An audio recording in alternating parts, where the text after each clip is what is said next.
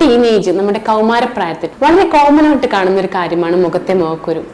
ഈ സമയത്ത് വരുന്ന മുഖക്കുരുവിനെ നമ്മൾ ഹോർമോണൽ ചേഞ്ചസ് ആയിട്ടും പ്രായത്തിൻ്റെതായിട്ടും എല്ലാം തള്ളിക്കളയാറുണ്ട്. പക്ഷെ ചിലവരിൽ ഈ മുഖക്കുരു തുടർന്നും നിലനിൽക്കുന്നതായി കാണാറുണ്ട്.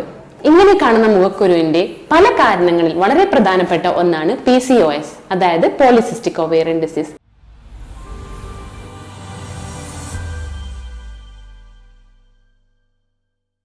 സോ ഇന്നത്തെ ടോപ്പിക്കിൽ let's discuss about PCOD acne, അതിന്റെ ട്രീറ്റ്മെന്റ്സ്, അതിന്റെ ഹോം റെമഡീസ്, എങ്ങനെ അത് മാനേജ് ചെയ്യാം, PCOD മുഖക്കുരു മറ്റു മുഖക്കുരുവിൽ നിന്ന് എങ്ങനെ നിങ്ങൾക്ക് തിരിച്ചറിയാം എന്നെല്ലാം നമുക്ക് ഡിസ്കസ് ചെയ്യാം. I am doctor Safiya Moosa, senior homeopathic consultant, olive homeo clinic, Keshery, Malappuram.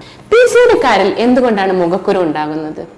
PCOD-കാരിൽ hyper insulinaemia എന്നൊരു സിറ്റുവേഷൻ ഉണ്ട്. അവരുടെ ഇൻസുലിൻ ലെവൽ ഹൈ ആയിരിക്കും. ഹൈപ്പർ ഇൻസുലിനീമിയ നമ്മുടെ അണ്ഡാശയത്തെ ഓവറിയെ സ്റ്റിമുലേറ്റ് ചെയ്ത് ആൻഡ്രോജൻ എന്ന മെയിൽ ഹോർമോൺ റിലീസ് ആവും.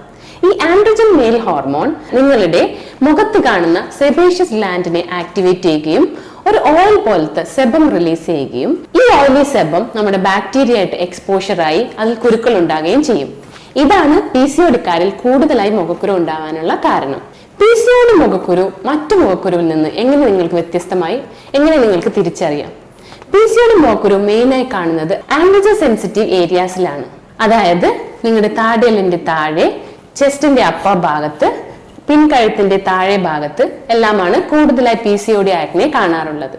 ഈ ആക്നയുടെ സിംറ്റംസ് എന്തെന്ന് വെച്ചാൽ വളരെ ചുമന്ന് തടിച്ച് വളരെ പെയിൻഫുൾ ആയിട്ടുള്ള വേദനയായിട്ടുള്ള കുരുക്കളാണ് കാണാറ്. PCOD ആക്നെ നമ്മുടെ സ്കിന്നിന്റെ ഡീപ്പർ ലെയേഴ്സിലാണ് കൂടുതലും കാണാറ്.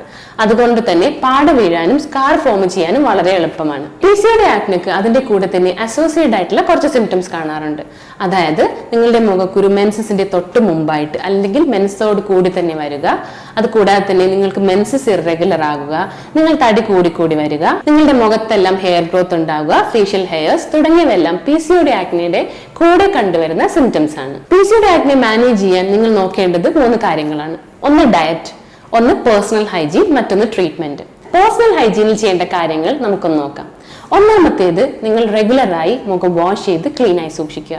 ഇത് പറയുമ്പോൾ റെക്കറന്റ് ആയി മുഖം കഴുകിക്കൊണ്ടേ ഇരിക്കരുത്. കാരണം ഓവറായി നിങ്ങൾ മുഖം വാഷ് ചെയ്താൽ നിങ്ങളുടെ മുഖം ഡ്രൈ ആവുകയും സെബേഷ്യസ് സെൽസ് ആക്റ്റീവ് ആവുകയും കൂടുതൽ സെബം അല്ലെങ്കിൽ ഓയിൽ മുഖത്തേക്ക് റിലീസ് ആവുകയും ഇതുവഴി കൂടുതൽ കുരുക്കൾ ഉണ്ടാകാനുള്ള ചാൻസ് ഉണ്ട്. അതുകൊണ്ട് ദിവസത്തിൽ 2 നേരം മാത്രം നല്ലൊരു മൈൽഡ് ആയിട്ടുള്ള ഫേസ് വാഷ് വെച്ച് മുഖം കഴുകുക. മേക്കപ്പ് യൂസ് ചെയ്യുന്നവരാണെങ്കിൽ ഓയിൽ ഫ്രീ ആയിട്ടുള്ള മേക്കപ്സ് യൂസ് ചെയ്യാൻ പ്രത്യേകം ശ്രദ്ധിക്കുക. മുഖം കഴുകിയതിനു ശേഷം ഒരു മോയ്സ്ചറൈസർ യൂസ് ചെയ്യുന്നത് വളരെ നല്ലതാണ്. മുഖക്കുരുക്കാർക്ക് സ്ഥിരമായിട്ടുള്ള ഒരു ഹാബിറ്റാണ് മുഖക്കുരുവിൽ എപ്പോഴും തൊട്ടുകൊണ്ടിരിക്കുക എന്നുള്ളത്.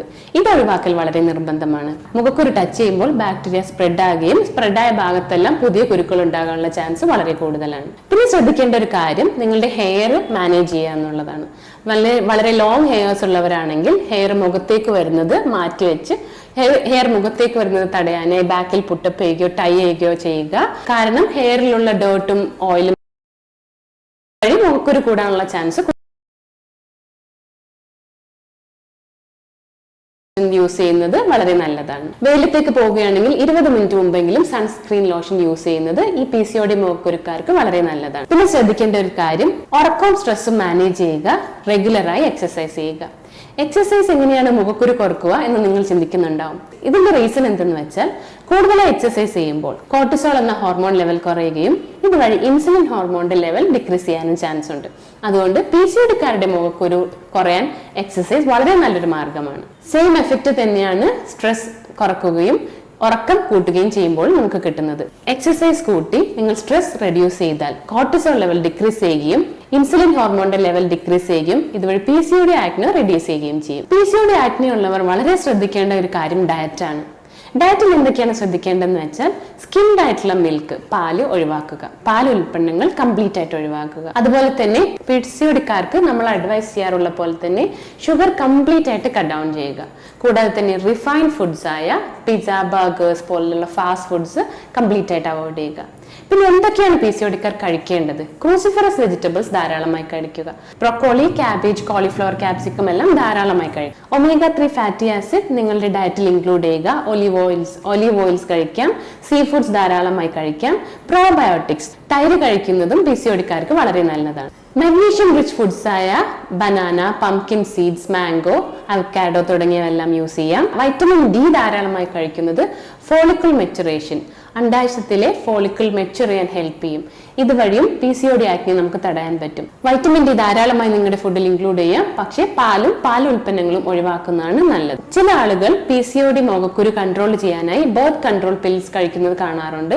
പക്ഷേ ഇത് എപ്പോഴും നിങ്ങൾക്കൊരു ടെമ്പററി ലീഫ് മാത്രമേ തരുള്ളൂ. ആക്നെ കുറയാൻ വേണ്ടി നിങ്ങൾ PCOD ട്രീറ്റ് ചെയ്യാണ് ഫസ്റ്റ് വേണ്ടത്. ഹോമിയോപ്പതിയിലും PCOD ആക്നെ മാനേജ് ചെയ്യുന്ന വളരെ എഫക്റ്റീവ് ആയിട്ടുള്ള മെഡിസിൻസ് അവൈലബിൾ ആണ്. കാലിബ്രോമാറ്റം, പൾസാറ്റിലാൻ അഗ്രിക്കൻസ്, കാൽക്കേരിയ കാർബണേറ്റും തുടങ്ങിയവയും, ഹൈഡ്രാസിസ് ടിഞ്ചർ പോലുള്ള ഫേസ് വാഷുകളും, കൂടാതെ ബൊറാക്സ്, കാലിമ്യൂരാറ്റിക്കും എന്നിവ വളരെ എഫക്റ്റീവായ ചില ഹോമിയോപ്പതിക് മെഡിസിൻസ് ആണ്. സോ PCOD മുഖക്കുരു വളരെ എഫക്റ്റീവായി ട്രീറ്റ് ചെയ്യാൻ വേണ്ടിയിട്ട് നിങ്ങൾക്ക് അടുത്തുള്ള ഹോമിയോ ക്ലിനിക്കിലോ ഹോമിയോ ഗവൺമെന്റ് ഡിസ്പെൻസറിയോ സന്ദർശിക്കാവുന്നതാണ്. PCOD മുഖക്കുരു എങ്ങനെ മാനേജ് ചെയ്യാമെന്നും അതിന്റെ ട്രീറ്റ്മെന്റ്സും കാരണങ്ങളും എല്ലാം നിങ്ങൾക്ക് മനസ്സിലായി കാണുമെന്ന് പ്രതീക്ഷിക്കുന്നു. മറ്റൊരു ഹെൽത്ത് വീഡിയോയുമായി നമുക്ക് വീണ്ടും കാണാം. I am doctor Safiya Moosa, senior homeopathy consultant, olive homeopathy clinic, Keeshery.